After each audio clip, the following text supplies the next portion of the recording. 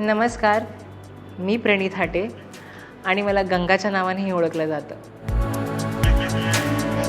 आजवर लोकांनी मला हिजडा म्हणून पाहिलं, बायल्या, छगन, गूढ, अजून माहिती नाही किती. पण माणूस म्हणून कधीच कुणी नाही पाहिलं. हाच माझा आयुष्याचा प्रवास सांगायला मी तुमच्यासमोर आलेली आहे.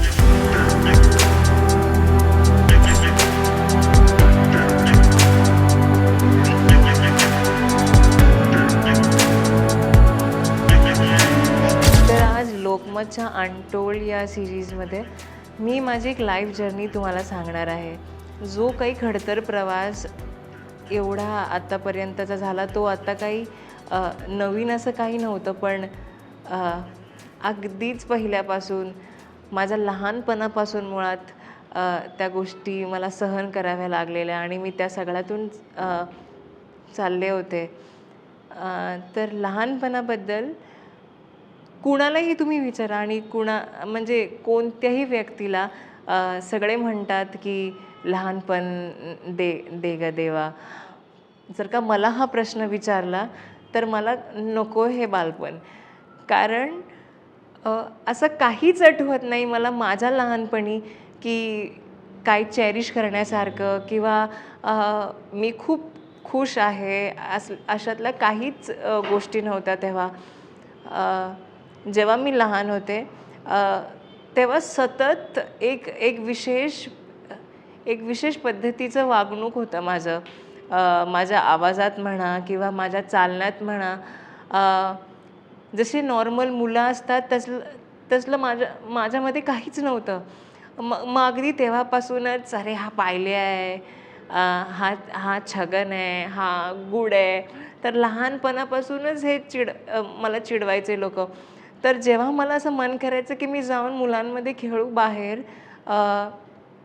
तेव्हा कधीच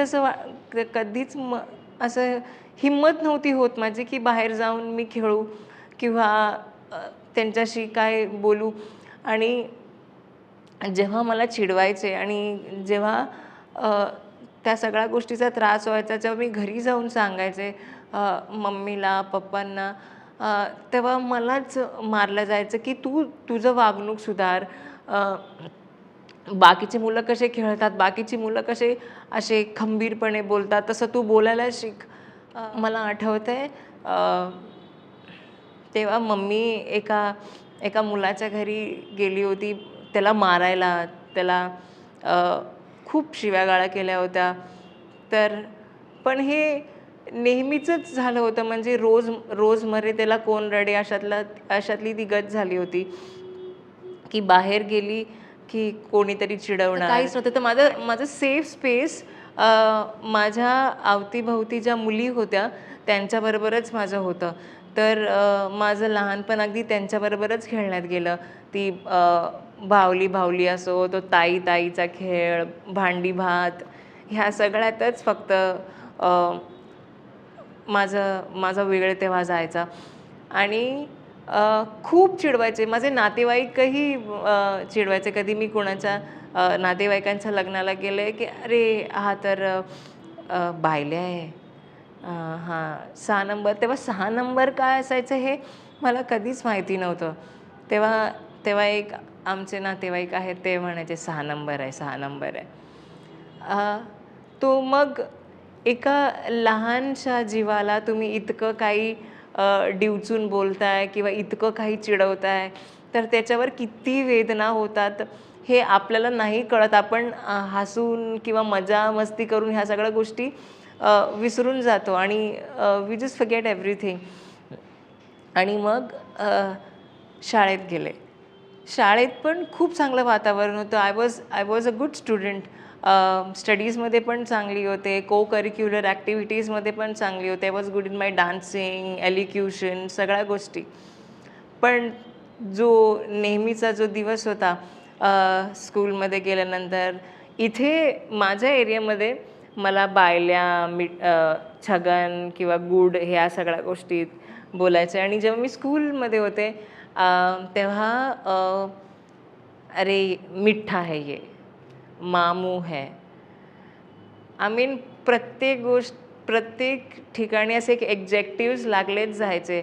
आणि स्कूलमध्ये खूप जास्त म्हणजे very very depressing school life होतं हे म्हणेन मी. कारण जेव्हा स्कूलमधील काही मुलं खेळतात किंवा त्यांना मजा करायची असते, मी एका एका कोपऱ्यात किंवा बेंचवर बसलेली असायचे. कधीच मला अजूनपर्यंत मला असं आठवत नाही की मी रिसेसमध्ये कुठे खेळली असेल किंवा बाहेर गेली असेल. कारण की एकच सतत होतं, मी कुठेही गेले तरी हे लोकं चिडवतात मला किंवा मला उगाच मारणार. कारण की माझ्यात हिम्मतच नव्हती लाईक त्यांना डिफेंड करायची किंवा परत त्यांना मारायची. मी घाबरून आणि स्वतःला सांभाळून स्वतःच क्लासरूममध्ये बसायचे. इवन क्रिसमस डेच्या पार्टीला एव्हरीबॉडी म्हणजे सगळे डान्स करायचे. मी एकटीच लांब उभी राहायचे त्या त्या भीतीने की मला परत कोणी काय बोलेल किंवा कोणी मारेल. ही सतत ही भीती माझ्या मनात असायची. स्कूल संपल्यानंतर पण जेव्हा घरी जायची वेळ यायची, जर का तिथे सगळे मुलं उभे आहेत तर मुद्दामून मी वेगळ्या रस्त्याने जायचं की परत मला हे करतील. कारण जेव्हा रिसेसमध्ये मी टॉयलेट यूज करायला जायचे, खूप खूप विचित्र पद्धतीने माझ्याबरोबर वागणूक व्हायची. माझी पॅन्ट खेचली जायची जेव्हा मी टॉयलेटसाठी उभी असायचे तेव्हा, आणि उगाचच मारायचे. मग ती एक भीती होती की रिसेसमध्ये तर अजिबात टॉयलेट नाही यूज करायचं. तर जेव्हा क्लास पिरियड्स चालू असायचे, मग त्याच्यामध्ये मला तिथून ब्रेक घेऊन एक्सक्यूज घेऊन मला जावं लागायचं टॉयलेटला. कारण ती हिम्मतच नव्हती होत माझी की रिसेसमध्ये टॉयलेट यूज करायचं. कारण की एकदा असं झालं होतं when I was in the toilet, तर कुणीतरी बाहेरून लॉक करून दिलं होतं तो डोर, आणि मी खूप जास्त घाबरले होते. मी दरवाजा म्हणजे ठोकत होते तरी कोणी उघडत नव्हतं, सगळं हसत होते बाहेर, मला ऐकू येत होतं. तर एक ती भीती माझ्या मनामध्ये तेव्हापासून बसली होती की नाही, टॉयलेट रिसेसमध्ये तर नाहीच यूज करायचं. स्कूल सुटल्यानंतर पण जेव्हा अर्धी मुलं खाली उतरतील तेव्हा जाऊन हे बाथरूम यूज करायचं. पण तेव्हा इतकं काही सेन्सिटायझेशन नव्हतं टीचर्समध्ये पण, स्टुडंट्समध्ये पण. कारण रिसर्चच्या वेळी एका टीचरनी मला येऊन म्हणाले होतं, आप लडका हो या लडकी हो, अशी हसत म्हणाले होते. तर आता हे होतं की जेव्हा मुलं मला चिडवत आहेत तर मी टीचरला जाऊन कंप्लेंट करेन. मग जर का टीचर मला चिडवते, मी टीचरची कंप्लेंट मी कुठे करायची? सो ते खूप मॉरली ब्रेकडाऊन झाले होते मी. एक चांगली गोष्ट म्हणेन मी, बिकॉज आत्ताच्या ज्या न्यूज आणि आत्ताचे जे काही न्यूज आर्टिकल्स जेव्हा मी वाचते, school going kids, college going kids suicide commit करतात because of bullying, because of ragging. आणि सुदैवाने मी तसला काही विचार केला नाही. I guess I was blessed with a strong mentality. तर तसला काहीच म्हणजे तसले विचारच नाही माझ्या मनात आले किंवा की स्वतःला हार्म करायचं आहे. मी म्हणजे घाबरूनच असायचे सतत. आणि जेव्हा ह्या सगळ्या वाईट गोष्टी माझ्याबरोबर घडत होत्या, जेव्हा ह्या सगळ्या डिप्रेसिंग सगळ्या गोष्टी घडत होत्या, माझ्या आतमध्ये सतत एक सुंदर गोष्ट कायम घडायची आणि एक कायम वाटायचं की मला एक सुंदर मुलीचं आयुष्य हवं आहे. तेव्हापासून जेव्हा मला माहितीही नव्हतं की ट्रान्स, गे, लेस्बियन काय आहे ते, एकच फक्त विचार होता की मला मुलगी व्हायचं आहे. I want to be this gorgeous looking girl. कायम मग जेव्हा मी स्कूलमध्ये जायचे, माझ्या स्कूलचा युनिफॉर्म होता पॅन्ट, शर्ट आणि टाय असा तो एक युनिफॉर्म होता. पण डाऊन इन माय थॉट्स कायम असे विचार माझ्या मनात यायचे, की आज मी साडी नेसली आहे किंवा आज मी वन पीस घातला आहे किंवा मी आज शॉर्ट्स मिनीज असे घातले आणि त्या पद्धतीने मी चालायचे. की साडी घातल्यावर तो पदर सावरत कसे कोणी चालणार? तर विथ माय इमॅजिनेशन की मी तशी चालत असायचे आणि I still remember that one day की मी अशी इमॅजिन करत होते की माझे मोठे केस आहेत आणि मी केस सावरते आणि केस सेट करते. तेव्हा माझे छोटे केस होते आणि मी मुद्दामून केस असे हात घालून घालून ते केस माझे असे उभे राहिलेले अगदीच. आणि हिस्ट्रीचा पिरियड होता आणि तेव्हा टीचर आली आणि शी सॉ मी की हे असे काय केस. मग मला रिमार्क दिला होता फॉर लाँग हेअर. पण मी माझ्याच विचारात होते आणि माझ्याच त्या दुनियेत होते. मी स्वतःची दुनिया स्वतःच क्रिएट केली होती माझ्याच विचाराने. तो जो ॲक्टिंगचा किडा गंगामध्ये जो आत्ता आहे, जी गंगा जे जोपासते, तो प्रणीतमध्ये कायम होता लहानपणापासून. तेव्हापासून एक एक ॲक्टर किंवा डान्सर बनायची खूप खूप इच्छा होती. स्कूलमध्ये असताना लाईक आय सेड की मी करिक्युलर ॲक्टिव्हिटीजमध्ये खूप पुढे होते. मी खूप डान्सिंगमध्ये तिथे असायचे, सिंगिंगमध्ये असायचे, एलिक्युशन कॉम्पिटिशनमध्ये पण तिथे असायचे, सगळ्या गोष्टीसाठी. So I was like a famous student ह्या सगळ्या गोष्टीसाठी. आणि तेव्हा पण असंच एक आतमध्ये असायचं की नो मला मुलगी व्हायचं आहे.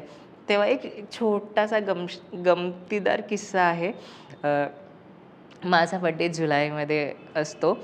तर मी अगदीच 1-2 महिन्या अगोदरपासून मी अशी देवाला प्रार्थना करायची की प्लीज आता माझा बड्डे येणार आहे. तर काहीतरी असं जादू कर आणि काहीतरी कर की मी माझ्या बड्डेच्या दिवशी आल टर्न की एक मुलगी होऊन जाऊ देत असं. की तो एक निरागसपणा होता लहानपणी, कारण माहितीच नव्हतं. पण देव सगळ्या गोष्टी पूर्ण करेल, सगळ्या आपल्या इच्छा पूर्ण करेल हे माहिती होतं. म्हणून मी त्या भोळ्या भाबड्या मनाने देवाकडे म्हणायचं की असं सगळं होऊ दे. पण तसं काही तसं काही झालं नाही. It was a stupid thing but फार क्यूट अशी ती गोष्ट होती. मग ती जर्नी चालू राहिली आणि लाईक आय सेड की माझ्यामध्ये आणि मी माझी एक स्वतःची एक दुनिया तयार केली होती फॉर माय सेल्फ. तर जेव्हा घरी कधी कोणी नसायचं की पप्पा सकाळी कामाला जायचे, मम्मी काही क्षणासाठी मार्केटमध्ये निघून गेल्यानंतर तो मला जो काही तो एकांत मिळायचा, आय यूज टू युटिलाइज म्हणजे एक वेगळ्याच लेवलवर, की साडी घालून स्वतःला आरशात बघायचे, मम्मीची साडी आणि बांगड्या घालून त्या अगदी इथपर्यंत अशा निघून जायच्या त्या बांगड्या, कारण की मोठ्या होत्या त्या. आणि सतत एक नवरी बनायचं कायम माझ्या डोक्यात होतं. मग जेव्हा घरी कधीच कोणी नसायचं तसं मी पाठ ठेवून त्याच्यावर अशी बसायचा प्रयत्न करायचे की जेणेकरून माझी अशी इमॅजिन करायची की माझी हळद चालू आहे आणि मी माझ्याच दुनियामध्ये खुश होते. कारण की मी बाहेर कधीच कुणाबरोबर खेळत नव्हते. तर तो काही सीन मला तर काहीच त्याचं आठवत नाही. पण असं अनेकदा झालं आहे की मी तसं काही करताना, साडी नेसलेली असताना किंवा काय करताना मला अनेक वेळा माझ्या मम्मीने पकडलं आहे, काकांनी पण पकडलं आहे. तेव्हा मारही खाल्ला आहे मी खूप त्या सगळ्या गोष्टीसाठी की काय म्हणजे कशासाठी हे चालू होतं वगैरे. तर खूप लोकांनी प्रयत्न केले, मम्मींनी पण खूप आणि घरच्यांनी पण खूप मारलं ह्या सगळ्या गोष्टीवरून. कॉलेजमध्ये पण सगळ्या गोष्टी म्हणजे चांगल्या होत्या. थोडीफार मॅच्युरिटी होती. पण तेव्हा पण तशाच. पण इथे एक मला एक कम्फर्ट झोन मिळालं होतं की माझ्यासारखे अनेक लोक मला दिसले कॉलेजमध्ये की ज्या पद्धतीने मी वागायचे, ज्या पद्धतीने मी चालायचे, लोक म्हणायचे हे बायल्यासारखा चालतोय किंवा मुलींसारखा चालतोय, असे वागणारे पण अनेक जण मला कॉलेजमध्ये मिळाले. तर तर असं वाटायचं की की कोणीतरी आहे, I am not the one in the world. मग त्यांच्याशी संवाद साधून किंवा त्यांच्याशी बोलून कुठेतरी मला कळलं होतं की ह्या सगळ्या टर्मला गे म्हणतात करून, की there is a term called gay, की आपण असे असे वागतो त्याला अशा अशा गोष्टीने बोलतात. आणि मग ते कॉन्सेप्ट क्लिअर झाली. पण तेव्हा पण एक डोक्यात होतं की नाही, I am not a trans women. May be मी गे असू शकते, पण मी ट्रान्स वुमन कधीच नाही. आणि त्या प्राईड वॉकमध्ये चालताना विशाल श्रीवास्तव नावाचा एक डिरेक्टरही होता. तो त्याच्या म्हणजे त्याची एक शॉर्ट फिल्म होती वजूद, त्याच्यासाठी तो हिरोईन शोधत होता की कोणी भेटेल प्राईड वॉकमध्ये. तो मे बी त्यांनी मला पाहिलं होतं आणि ही कॉन्स्टंटली ही वॉज फॉलोविंग मी. तर तर एका पॉईंटवर येऊन तो मला म्हणाला की हाय, की मी शॉर्ट फिल्म बनवतोय, तो I am just looking for a heroine, तर would you like to play the lead. म्हणजे सोने पे सुहागा होतो असं की इतक्या वर्षापासून की ज्याची मी आतुरतेने वाट पाहत होते, ते अगदी माझ्या समोर येऊन असं उभं राहिलंय. आणि मग तो म्हणाला की आपका नंबर मिलेगा क्या. मग तिथे कुठेतरी वाटलं बॉस हे ना, तो आता एवढी सगळी लोक माझ्या मागे लागलेत, एवढी सगळी लोक मला विचारतायत, तर हा पण त्याच्यातलाच असणार आहे, ह्याला माझा नंबर हवाय म्हणून हा मला फॉलो करतो. तर मी चान्स घेतला आणि त्याला नंबर देऊन टाकला. आणि नेक्स्ट डे आमचं प्लॅन झालं टू मीट. तर मी त्याला भेटले आणि तिथे गेल्या गेल्या पहिल्यांदा त्याने मला टायटल ट्रॅक ऐकवलं ऑफ वजूद. मग मी तेव्हाच म्हटलं की I am doing this film. कारण की खूप सुंदर लिहिलं होतं गाणं आणि खूप सुंदर बनवलंही होतं ते गाणं. तर मग शूट चालू झाली and it was, trust me, माझ्यासाठी ते टर्निंग पॉईंट होता माझ्या आयुष्याचा. इंटरनॅशनल ऑनलाईन वेबफेअरसाठी बेस्ट न्यूकमरसाठी नॉमिनेशन मिळालं वजूदसाठी. अवॉर्ड तर नाही मिळाला, बट मला नॉमिनेशन मिळणंच हे खूप महत्त्वाचं होतं. आणि तशीच माझी जर्नी चालू झाली ॲज अन ॲक्ट्रेस. आणि इन 2017 कलर पॉझिटिव्ह नावाचा एक प्ले आला, कम्युनिटीचा, LGBT कम्युनिटीचाच एक प्ले होता. आणि त्या प्लेमध्ये एका ट्रान्सजेंडरचा एक रोल होता. आणि it was very depressing play होता, कारण की 2 गे कपल्स असतात. One of them is HIV positive आणि त्याची ती जर्नी दाखवायची होती की त्याची जर्नी की पॉझिटिव्ह झाल्यानंतरही की लाईफ जर्नी कशी असू शकते ती. आणि मग तो ज्याचा बॉयफ्रेंड असतो तो त्याला घेऊन एका आश्रममध्ये येतो आणि आश्रममध्ये ही ट्रान्स वुमन काम करत असते. शी इज व्हेरी बबली, खूप मजेदार कॅरेक्टर होता तो. आणि त्या कॅरेक्टरचं नाव होतं गंगा. आणि तो प्ले पण लोकांना आवडला, पण त्याहूनही जास्त हे गंगाचं कॅरेक्टर अगदीच लोकांना आवडलं. त्यांच्या डोक्यात तो एक कॅरेक्टर असा बसून गेला की मी कुठेही कम्युनिटीच्या प्रोग्रामला जायचे किंवा कुठेही असे बाहेर कुणाला दिसायचे, अरे ही गंगा आहे, गंगा आहे. आणि मे बी त्या दिवशीपासून जी इतक्या वर्षापासून माझ्या आतमध्ये होती आणि इतक्या वर्षापासून ती मला ती जगण्याचं एक माध्यम बनत होती. आणि जी मुलगी जी होती तिला त्या दिवशी एक नाव मिळालं गंगा. आणि आत्ता ते नाव अगदीच असं चिटकलं आहे. एक आपल्या कॅरेक्टरचं नाव आपल्याला भेटणं हे खूप मोठं भाग्य असतं कोणत्याही आर्टिस्टला असं मला वाटतं. पण गिव्हन अ चॉईस जर का मला विचारलं गेलं, की तुला कोणत्या नावाने तुला बोलवलं तर चालेल किंवा व्हॉट इज युअर चॉईस? तर कायम मला किमया हे नाव आवडायचं. कारण देवाची जी काही किमया झाली आहे माझ्यावर, तर म्हणून मी स्वतःला तेव्हा किमया म्हणायचे. पण किमया आता कोणालाच माहिती नाही कोण किमया, काय किमया. पण एव्हरीबडी अंडरस्टँड्स अँड सगळे मला ओळखतात गंगाच्या नावाने. आणि जे जे प्रणीतचं जे काही स्वप्न होतं, ॲक्टर म्हणायचं, डान्सर डान्सर व्हायचं, जे काही स्वप्न प्रणीतचे होते, अ, ते सगळं आता गंगा ते स्वप्न पूर्ण करत होती. कारण प्रणीतला कधीच अपॉर्च्युनिटी नाही मिळाली, कधीच ऑडिशन क्रॅक नाही केले. पण गंगाला अ, संधी मिळत होत्या. वजूद झाली, असे अनेक शॉर्ट फिल्म्स केले. मेजर टर्न ऑफ माय लाईफ. एक सकाळी मी झोपेतून उठल्याने माझ्या मोबाईलवर एक SMS पाहिला, की एक होता की अमुक अमुक चॅनल एक ट्रान्सजेंडर होस्ट शोधत आहे म्हणून. तर मी इतके ऑडिशन्स दिलेच होते. तर मग मी म्हणले लेट्स ट्राय फॉर दिस. तर त्यांनी माझे काही फोटोज मागितले, तर मी फोटोज सेंड केले. मग तासाभरानंतर त्यांनी स्क्रिप्ट पाठवली आणि मला म्हणाले, की तुम्ही व्हिडिओ बनवा आणि आम्हाला सेंड करा. मग मग व्हिडिओही सेंड केली मी. आणि मग त्यांचा कॉल आला, की तुम्हाला उद्या मीटिंगला यावं लागेल, चॅनलबरोबर मीटिंग आहे करून.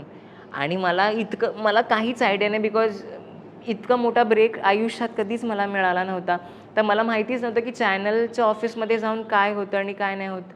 तर मी तिथे गेले. तर मला वाटलं आता इथून व्हिडिओ मागितली, तर तिकडे जाऊन परत तेच ऑडिशन होणार, त्याच सगळ्या गोष्टी बोलाव्या लागतील. मग जेव्हा मी चॅनलच्या मीटिंगला गेले, सगळे बसले होते, from producer to creative to channel head, सगळे तिथे बसले होते.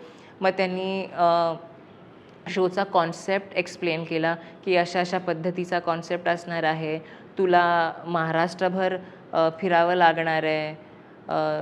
14 कंटेस्टंट आहेत, तर 14 मुलींच्या गावी जाऊन तुला त्यांना घेऊन यावं लागणार आहे. तर they explain the whole concept. पण माझ्या असं आयडिया नव्हतं, की मला काय एक्सप्लेन करतात, माझी तर अजून ऑडिशन बाकी आहे करून. तर माझी लाईफ जर्नी विचारली, सगळ्या गोष्टी विचारल्या. आणि झाल्यानंतर जे प्रोड्युसर होते ते म्हणाले, "आता जाताना हिच्याबरोबर कमर्शियल डिस्कस कर." अँड तेव्हाच कळलं होतं, की मी सिलेक्ट झाली आहे करून. आणि तो शो होता झी युवाचा युवा डान्सिंग क्वीन्स. आणि मी बनली महाराष्ट्राची पहिली तृतीयपंथी होस्ट, जी रिजनल चॅनलवर होती. आणि it it turned everything for me. म्हणजे माझं अगदीच आयुष्य म्हणजे एका रात्रीत चेंज होतं हे म्हणतात ना, एका रात्रीत माझं आयुष्य चेंज झालं होतं. घराघरात गंगा पोचली. लोकं ओळखायला लागले गंगाला. कुठेही जायचे, "अरे, ही युवा डान्सिंग क्वीन्सवाली गंगा आहे." पण माझ्या त्या आनंदाला कुणाचा तरी म्हणजे आपण विरजण टाकतो असं काहीतरी झालं. कारण आमचा शो चालूच होता. जेव्हा मला ती जो फेम काय असतो, जी पॉप्युलॅरिटी काय असते, ते जेव्हा अनुभवायची संधी आली होती, त्याच वेळी लॉकडाऊन लागलं. Everything got shut. म्हणजे माझी जर्नी चालूच होत होती. मी मी पदार्पणच केलं होतं त्या सगळ्या दुनियेत. तर सगळंच एकत्र म्हणजे अगदीच बंद झालं. There was nothing. आमचं सेमीफायनल शूट झालं. सेमीफायनलच्या नंतर काहीच शूट नाही. अगदीच बंद झालं सगळ्या गोष्टी. मग तो अगदी 4 महिन्याचा जो काही तो वेळ होता घरीच बसून. आणि मी काही फायनान्शियली स्ट्रॉंग फॅमिलीतून बिलॉंग नाही करत, व्हेरी मिडल क्लास फॅमिली.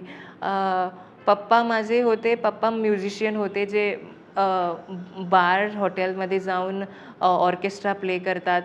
आणि मम्मी हाऊसवाईफ होती. इन 2015 पप्पा पण वारले.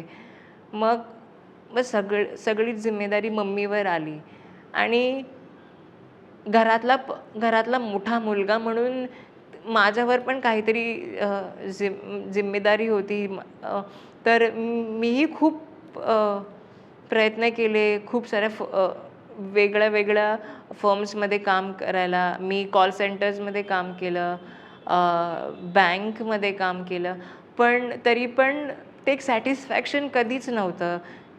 पैसे पगार येत होता, पैसे येत होते, पण ते सॅटिस्फॅक्शन नव्हतं की मला काय व्हायचं ते.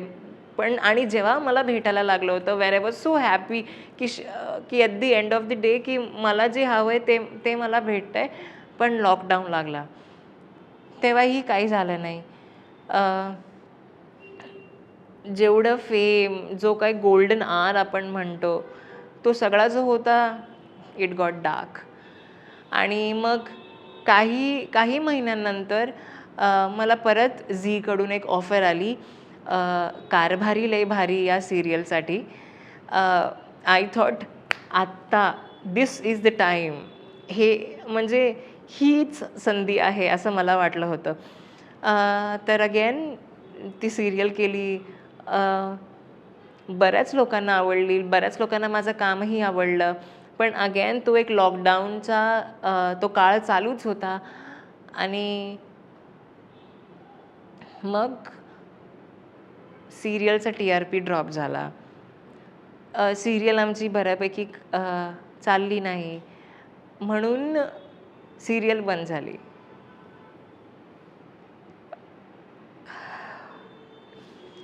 म्हणजे मी असं स्वतःलाच प्रश्न करत होते, देवाला प्रश्न करत होते की मला संधी जेव्हा तुम्ही देताय, माझा काहीच फायदा नाही होते त्या गोष्टीतून. काहीच म्हणजे फ्रूटफुल काहीच नाही आहे त्या सगळ्या गोष्टीत. मग तसंच वाट बघत राहिले संधीसाठी, की आत्ता कोणती संधी मिळेल. फायनान्शियली पण काही हेल्प नाही झाली. मम्मीच फक्त काम करत होती, माझी बहीण आहे, त्या दोघीच फक्त काम करत होत्या. मी फक्त घरात बसून I use to wait for the opportunity की आता कधी संधी येईल. ती एक फिलिंग असते ना की घरातले सगळे काम करतायत, एव्हरीबडी इज वर्किंग, पण पण तुमचा काहीच हातभार लागत नाही त्या सगळ्या गोष्टीसाठी. तर खूप म्हणजे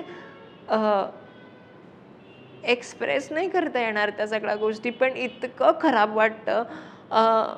मग तेव्हा घरच्यांचा पण खूप जास्त हे प्रेशर यायला लागलेला की किती वेळा घरात बसून राहणार आहे, की फुकट खाणार आहे.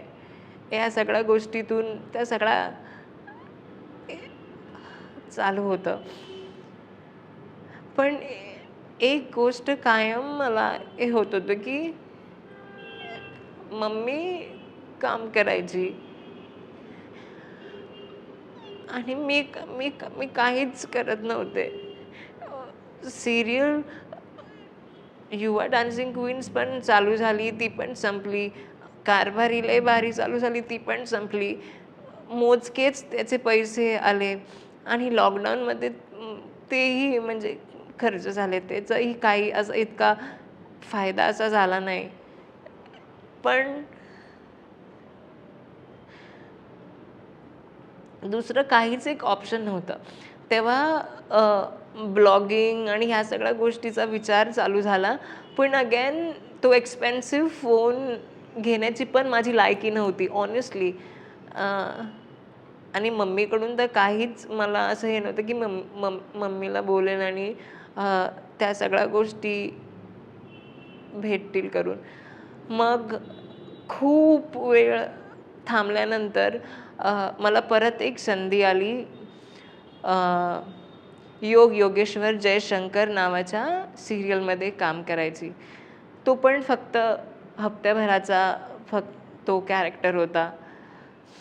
त्याच्यानंतर एक खूप मोठा ब्रेक आला असं मला वाटलं की की हा माझ्या आयुष्याचा टर्निंग पॉईंट असू शकतो. मला झीकडून परत झी स्टुडिओजकडून ऑफर आली होती आणि एक फिल्म होती त्यांची हड्डी म्हणून. तर आय थॉट इतका मोठा हा प्रोडक्शन हाऊस, एवढं काहीतरी चांगलं होईल आणि नवाजुद्दीन सिद्दीकी बरोबर मला काम करायची संधी मिळाली होती. I was too happy. पण आय डोंट नो की आपण जे शूट करतो, जे काही शूटिंग होते तेवढंच नसतं ते एडिटिंग टेबलवर ज्या काही गोष्टी घडतात त्याच्यानंतर ती एक फिल्म रेडी होते. तर एडिटिंगमध्ये काय झालं काय नाही झालं माहिती नाही. खूप मोजकेच सीन्स माझे होते. मी डॉक्टर नैनिकाचं कॅरेक्टर प्ले करत होते इन हड्डी, जी नवाजची खूप जास्त क्लोज असते. नवाजचं जे काही सर्जरी होते ती नैनिकाच करत असते. तर I thought this could be the turning point of my life. तर तेही नाही झालं. आणि जेव्हा मी कारभारी ले भारी करत होते तेव्हा बिग बॉस सीझन 3 साठी मला ऑफर आली होती. त्यांचे मीटिंग्स केले, तेही नाही झालं. तर एव्हरीथिंग म्हणजे जे काही होतं ते नुसतं माझ्या हातातून निघून जात होतं आणि जे जे भेटत होतं त्याचा काहीच फायदा नव्हता होत. आणि आत्ता ह्या क्षणी असं आहे ना की प्रत्येक सिरियल किंवा मूवीला एक ट्रान्सचं कॅरेक्टर असलं तरच फक्त मिळणार. त्याच्या व्यतिरिक्त तुम्हाला कॅरेक्टर नाही, कुठे संधीच नाही भेटणार, असं ते एकंदरीत होऊन गेलं आहे. तर खूप काही गोष्टी सहन कराव्या लागतात. ॲट दिस एज अजून पण माझी मम्मी काम करते, अजूनही ती कामाला जाते आणि माझं जे काही होतं ते फार थोडं अगदीच 5,000 पर्यंतच इन्कमपर्यंतच्या गोष्टी माझ्याबरोबर होतात. सो द ब्रेक आणि जो टर्निंग पॉईंट जो अजून अनुभवायला नाही मिळाला आहे. आणि खूप ऑडिशन्स दिले, खूप प्रयत्नही केला, पण आय डोंट नो की कुठे त्या सगळ्या गोष्टी लॅक होत आहेत. नाही, 2 माझ्या आयुष्यातले इतके धक्कादायक किस्से आहेत. एकदा तर मी माझ्या फ्रेंडला ड्रॉप करण्यासाठी मी घाटकोपरच्या हायवेवर उभे होते, कारण की तो नाशिकला जाणार होता आणि त्याला ड्रॉप करण्यासाठी मी तिथे गेली होती. 10:30ची वेळ असेल ती सुमारास. आणि 10:30 मुंबईमध्ये तर I think it's just nothing, म्हणजे खूप नॉर्मल आहे. कारण की खूप लोकांची गजबज होती तिथे. जिथे मी उभी होती तिथे बाजूला एक रिक्षा स्टँड होता. लाईनीत रिक्षावाले उभे होते आणि मी बसची वाट बघत तिथे उभी होती. तर एक एक ट्रान्सजेंडर कुठून आली, आय हॅव नो आयडिया.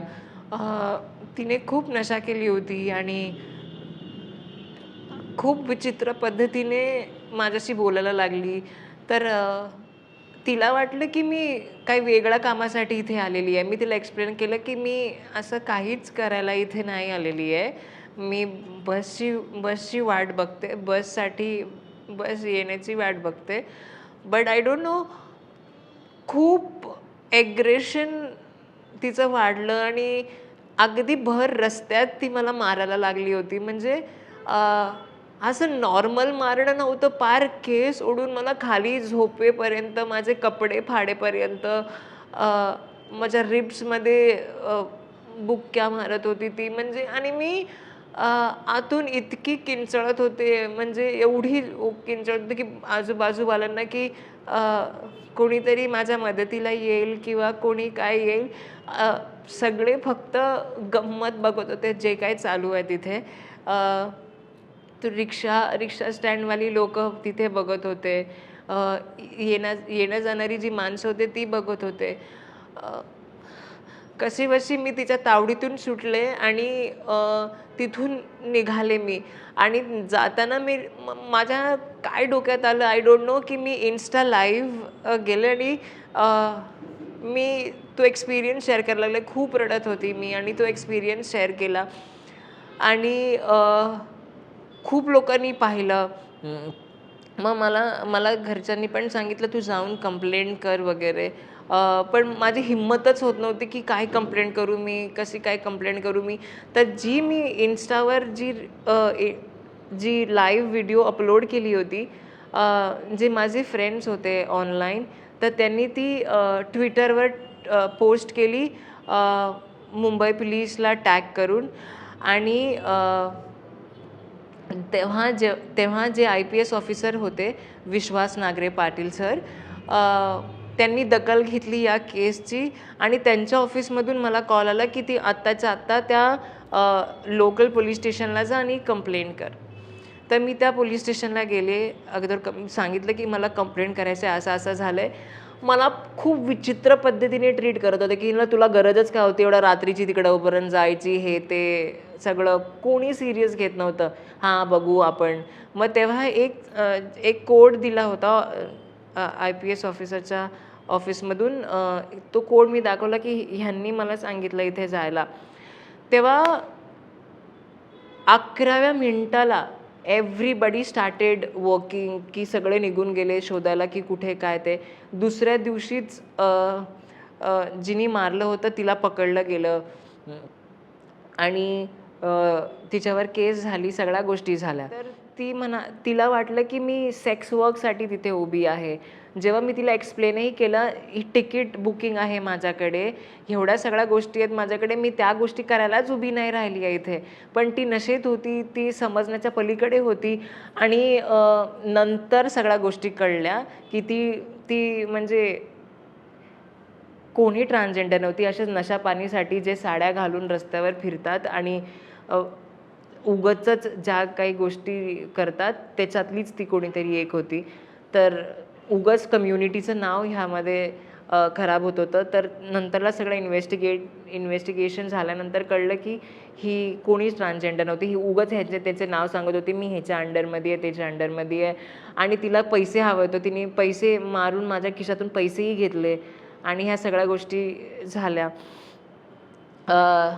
दुसरा किस्सा जो रिसेंटली झाला, जेव्हा मी शो करण्यासाठी नाशिकला गेले होते. तेव्हा प्रायर बुकिंग झाली होती हॉटेलची, की जो ऑर्गनायझर होता त्या शोचा त्यांनी सांगितलं होतं, की अमुक-अमुक व्यक्ती येणार आहे, की आमचा शो आहे तो ती स्टेसाठी इथे असणार आहे. तर दुसऱ्या दिवशी जेव्हा मी नाशिकला गेले आणि जेव्हा मी त्या हॉटेलमध्ये रजिस्ट्रेशन करायला गेले, रजिस्टर करत होते सगळ्या गोष्टी. जेव्हा त्याने मला पाहिलं, आय गेस तेव्हा त्याला इतकं काही कळलं नाही, त्याला लक्षात आलं नाही की आय एम ट्रान्स. मग माझ्याकडून डॉक्युमेंट्स मागितले. मग मी डॉक्युमेंट्स दिल्यानंतर तो आतमध्ये कुठेतरी त्यांच्या आतमध्ये गेला कॅबिनमध्ये आणि बाहेर आल्यानंतर बोलते, "सॉरी मॅम, हम आपको रूम नहीं दे सकते. आपकी बुकिंग कैंसल की है क्योंकि आप ट्रांसजेंडर हो." मग जे होतं ना, की जे लोकांना वाटतं, की गंगा सेलिब्रिटी आहे, गंगाचं सगळं आयुष्य सुंदर आहे. ह्या सगळ्या गोष्टी माझ्याबरोबर घडतायत. इतकं काम करूनही, इतकं तो फेस व्हॅल्यू असूनही माझ्याबरोबर ह्या सगळ्या गोष्टी घडतायत. तेव्हा मी तिथे गप्प न राहता परत सोशल मीडियावर सोशल मीडियावर गेले.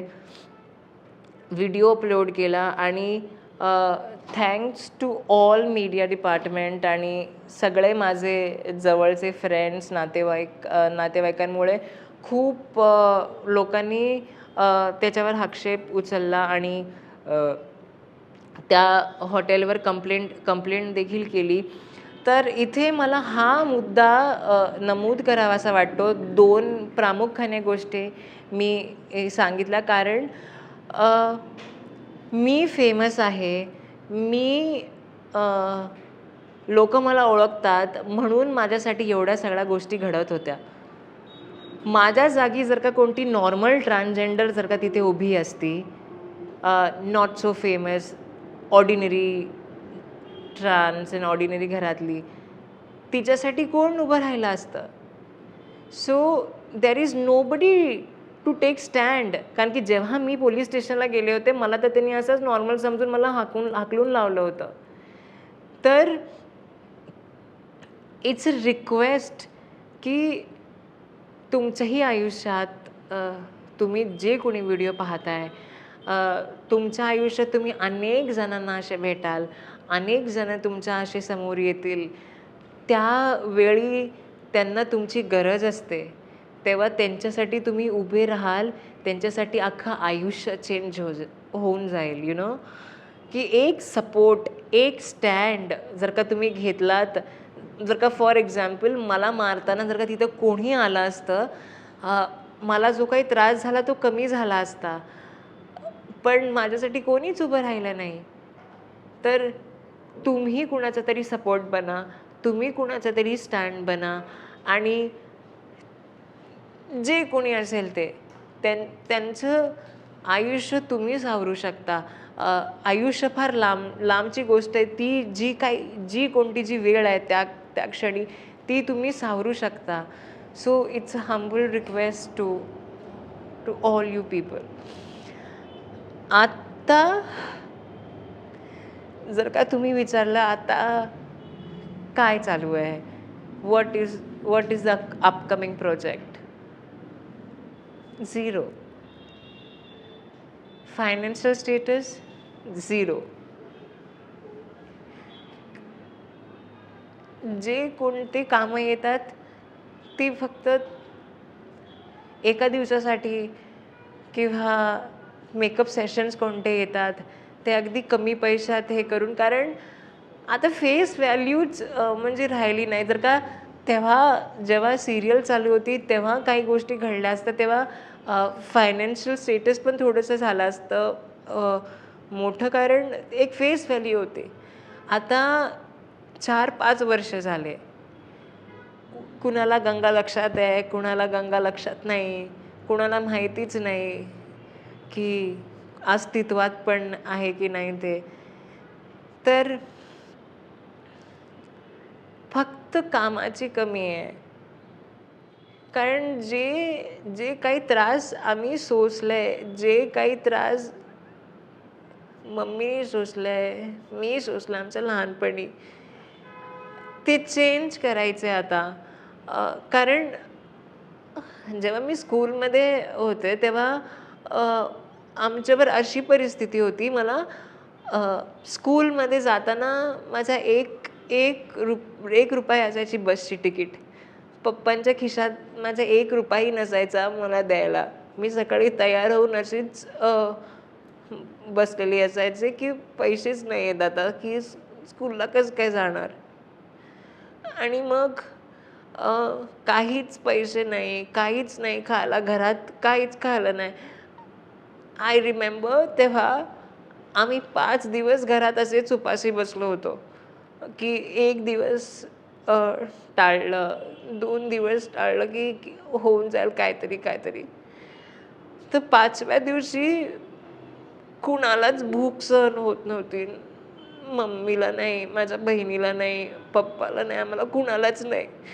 सो तेव्हा मम्मी अशी आमच्या बाजूला अ, गेली लोकांकडे मागण्यासाठी, की तुमच्याकडे काही असेल तर द्या. तेव्हा मी नक्कीच मोठ्या मानाने त्यांचं नाव घेईन. वनिता पवार म्हणून ज्या काकी होत्या, त्यांच्याकडे मम्मी गेल्यानंतर त्यांनी काही पीठ दिलं आणि तुरीची डाळ दिली आणि ₹100 दिले, की तुम्ही ठेवा आता हे. मग 5व्या दिवशी आम्ही भाक डाळीमध्ये भाकरी चुरून आम्ही सगळ्यांनी खाल्ली होती. तो एक ती तीच एक छोटीशी एक इच्छा असते ना, की इतकं इतकं काही सोसलंय आणि इतकं काही पाहिलंय. ते अजून त्या सगळ्या गोष्टी नकोय आणि त्या सगळ्या गोष्टीत परत नाही जायचंय. पण त्या गोष्टी तेव्हाच चेंज होतील जेव्हा जेव्हा काम काम भेटेल आणि घरी पैसे येतील. 4 वर्षापासून सीरियल बंद झाल्यापासून कुठचीच अपॉर्च्युनिटी नाही आली आणि ज्या आल्या त्या त्या इतकं काही झालं नाही त्याच्यातून. जेव्हा आपण एका ट्रान्सबद्दल किंवा किन्नर किंवा हिजड्यांबद्दल आपण विचार करतो, तेव्हा सगळ्यांच्या डोक्यात एकच छोटीशी गोष्ट येते, की बाबा काय करणार आहे जास्तीत जास्त? कुणाच्या लग्नात जाऊन नाचेल, ट्रेनमध्ये भीक मागेल किंवा कुठे सेक्स वर्क करेल. ह्याच सगळ्या गोष्टी होत्या आणि ह्या अगदीच माझ्याबरोबर झाल्या होत्या. त्याचा एक छोटासा किस्सा. जेव्हा मी वजूद शूट करत होते, तेव्हा ती आम्ही लोकल ट्रेनमध्ये शूट करत होतो ती फिल्म.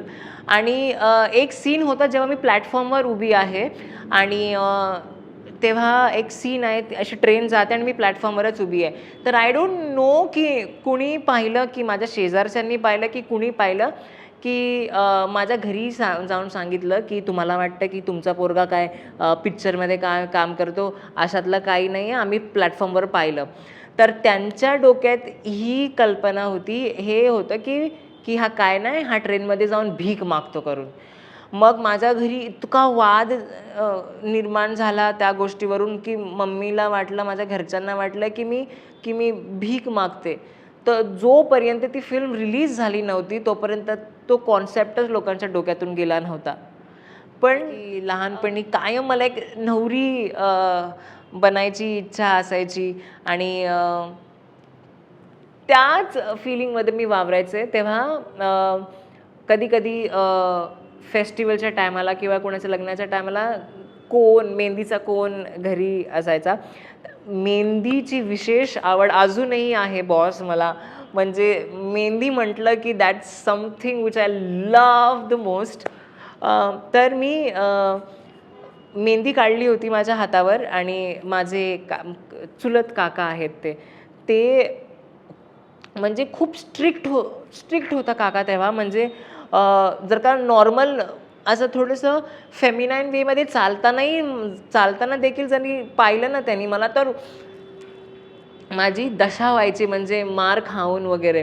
तर तो नव्हता त्या दिवशी आणि मी मेहंदी काढली होती आणि मग त्याच दिवशी तो नेमका आला आणि मग ती मेहंदी बघितली. असं मेहंदी घेऊन तोच हात घेऊन माझ्या अख्ख्या तोंडावर फासला होता आणि तेव्हा कोणीच काही बोलू शकत नव्हतं. मम्मी पण काही नाही बोलली, पप्पा पण काही नाही बोलले.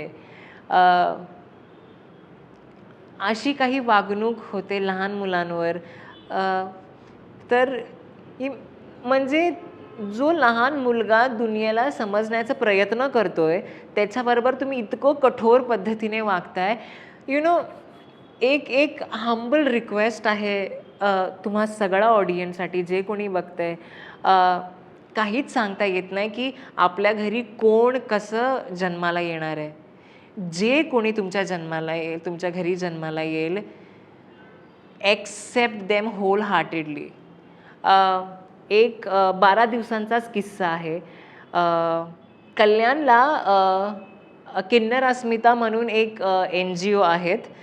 त्यांच्याकडे एक कॉल आला की की आमच्या म्हणजे माझ्या बायकोला हिजडा जन्माला आलाय, असं तो माणूस म्हणाला की आम्हाला तो पोरगा नकोय.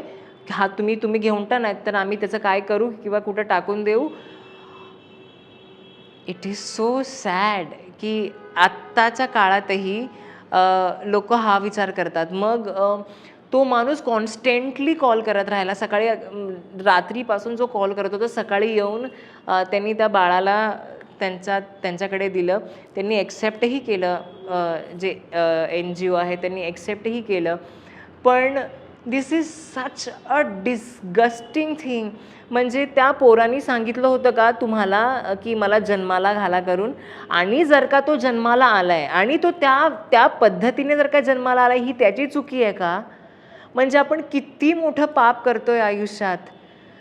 त्यांना वाटलं की ते म्हणत होते की तुम्ही हा मुलाला घ्या, नाही तर आमची पूर्ण नातेवाईकांमध्ये म्हणजे आमची नालस्ती होईल, लोक नावं ठेवतील.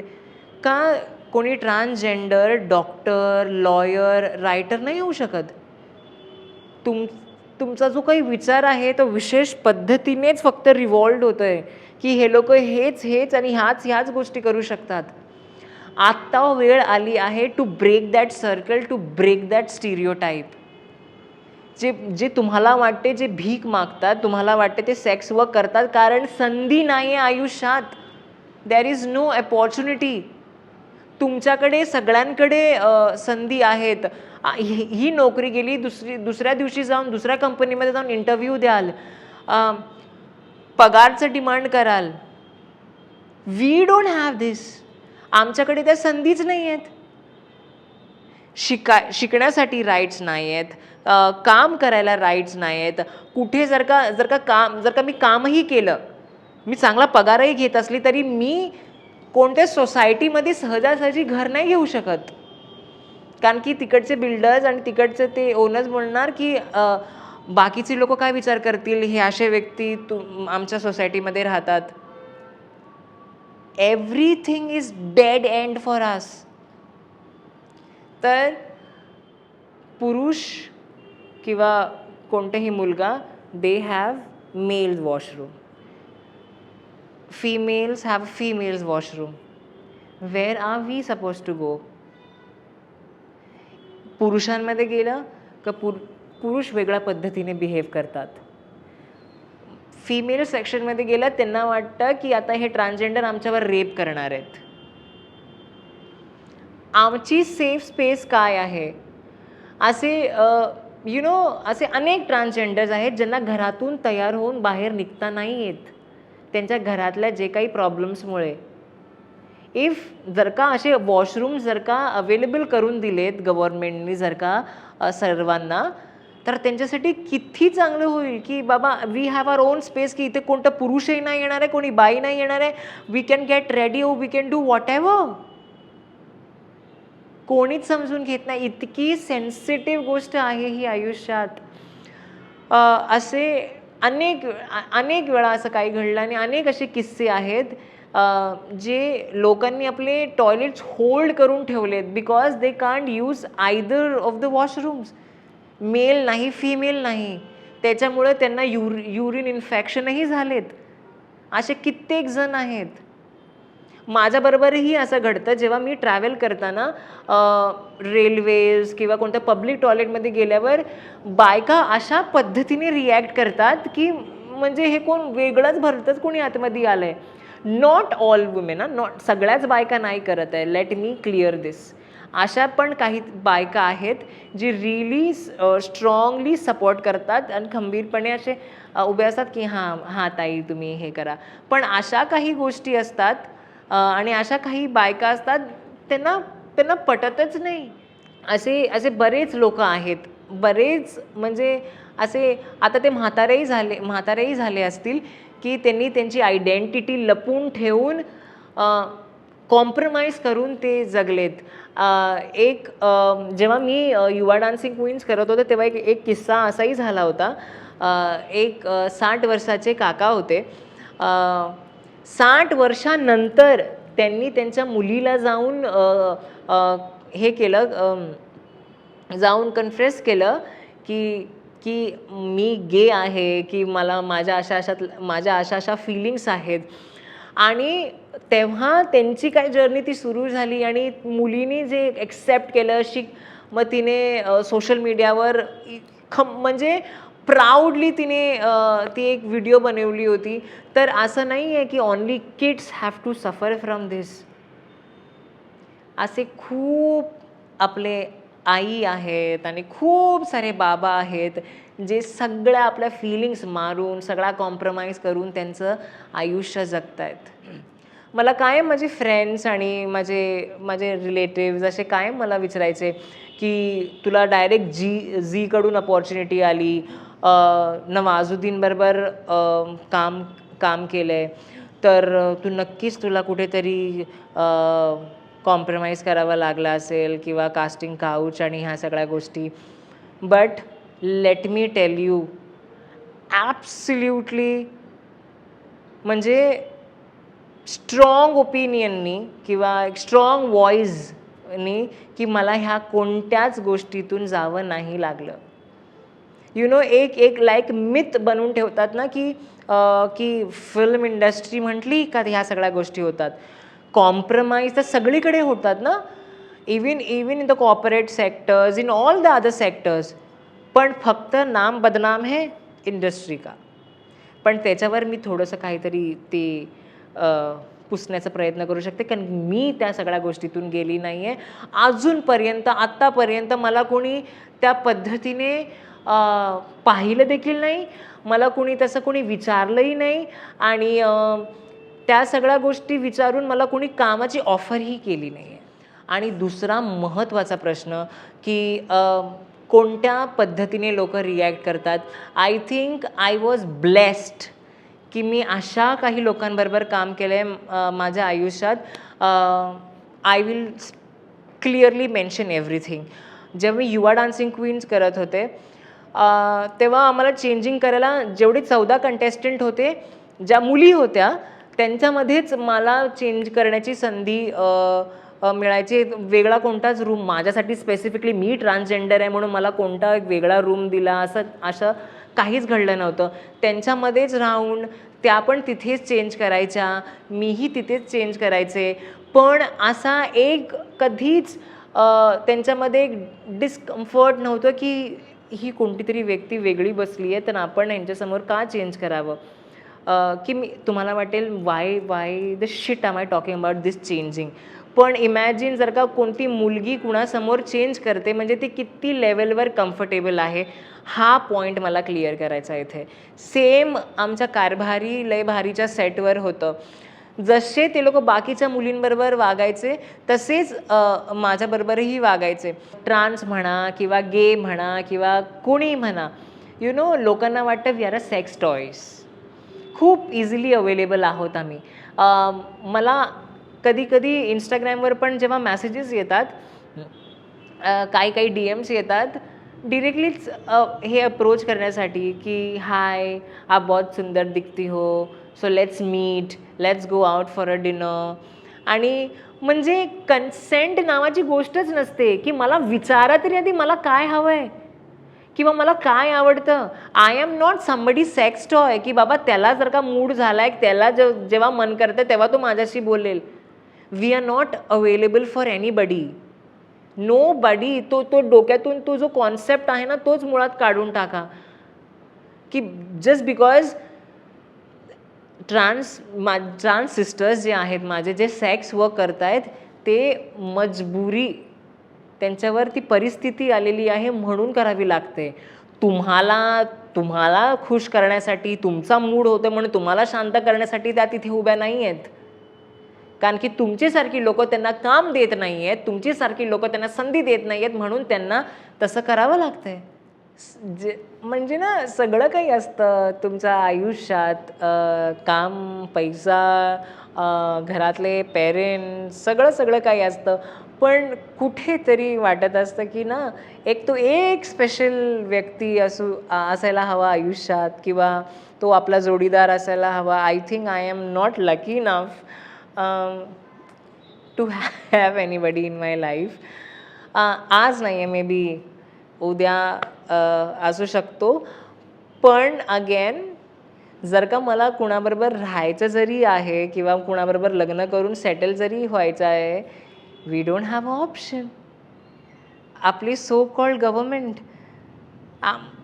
ती संधीच नाही उपलब्ध करून दिली आहे आम्हाला. म्हणजे जर का मला जर का इच्छा जरी आहे कुणाबरोबर सेटल व्हायची, जर का मला इच्छा जरी आहे कुणाबरोबर माझं आयुष्य घालवायची, मी नाही करू शकत because my nation is not allowing me to do that.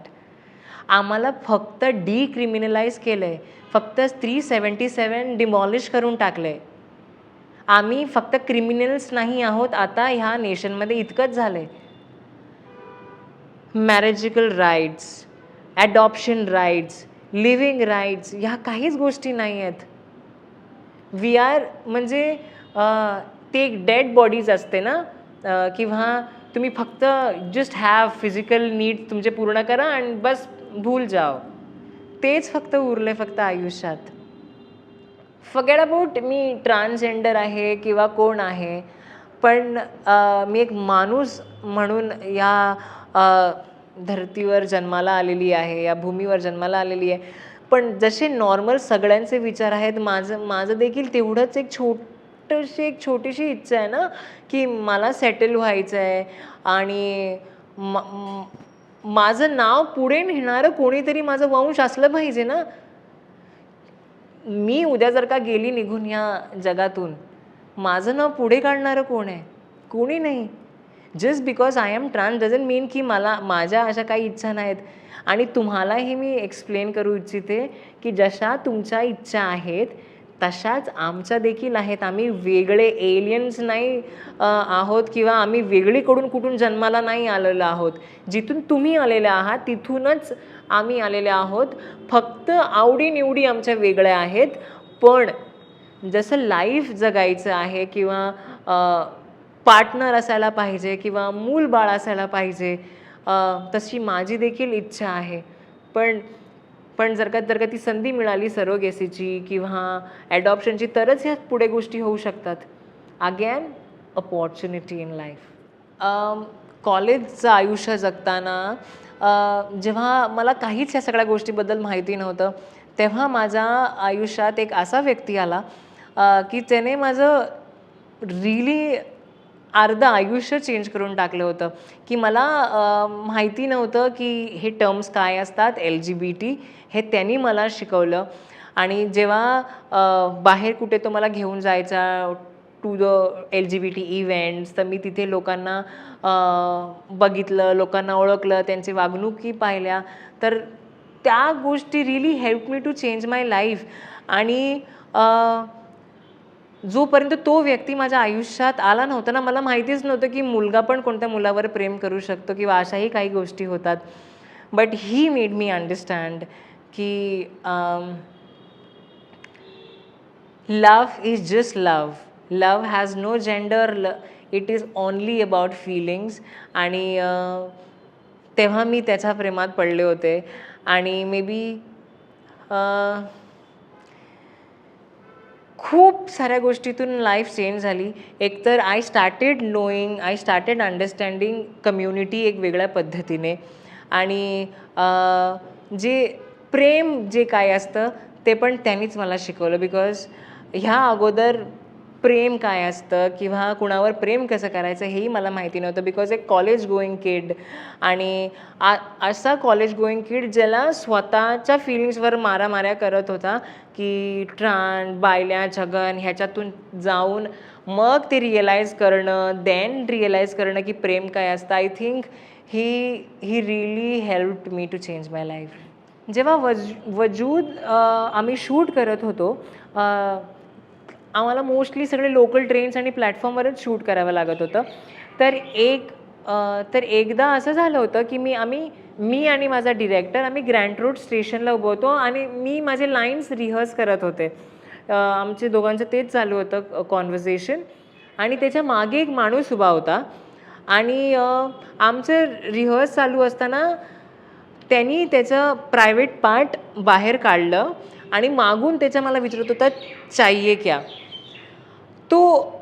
तर त्या क्षणी मला इतकं वियर्ड वाटलं ना की त्या जागी जर का कोणती मुलगी असती उभी तर त्या माणसावर केस केली असती, नाही ते लॉज लागले असते, पोलीस कंप्लेंट ह्याम त्याम. जस्ट बिकॉज मी ट्रान्सजेंडर आहे म्हणून कुणीच म्हणजे इतकं गृहीत धरलं नाही, त्या गोष्टी जाऊन दिल्या. Again my point is we are not sex toys की कुणाच्या बापाची प्रायव्हेट प्रॉपर्टी नाही की कोणी कसंही वागणार आणि कसेही बिहेव करणार कुणाबरोबर. मला इज्जत आहे. मी मी इज्जतीने माझं घर चालवते, इज्जतीने काम करण्याचा प्रयत्न करते. तर आई आई एक छोटीशी माफत अपेक्षा आहे की मला पण इज्जतीनेच लोकांनी बघावं. तर एक रिक्वेस्ट आहे टू ऑल द चॅनल्स, जिथून कुठे संधी येईल, कुठूनही कोणतीही, आणि सीरियल असो, चित्रपट असो, सीरीज असो, फक्त कामाची गरज आहे आणि मला माझं घर चालवायचं आहे. जसं मी अगोदरही म्हणाले, काम नसेल तर पैसे नाही येणार, पैसे नसले तर माझं घर नाही चालणार. तर कुठूनही काही होत असलं तर प्लीज मला कळवा. आणि कोणतेही ऑडिशन असले, कसलेही असले, ते मी मी कायम रेडी आहे काम करण्यासाठी. आणि एक एक मी तुम्हाला एक सांगू इच्छिते माझ्याबद्दल, की कोणतीच कंप्लेंट करायची संधी माझ्याकडून येणार नाही कामाबाबतीत. So it's request.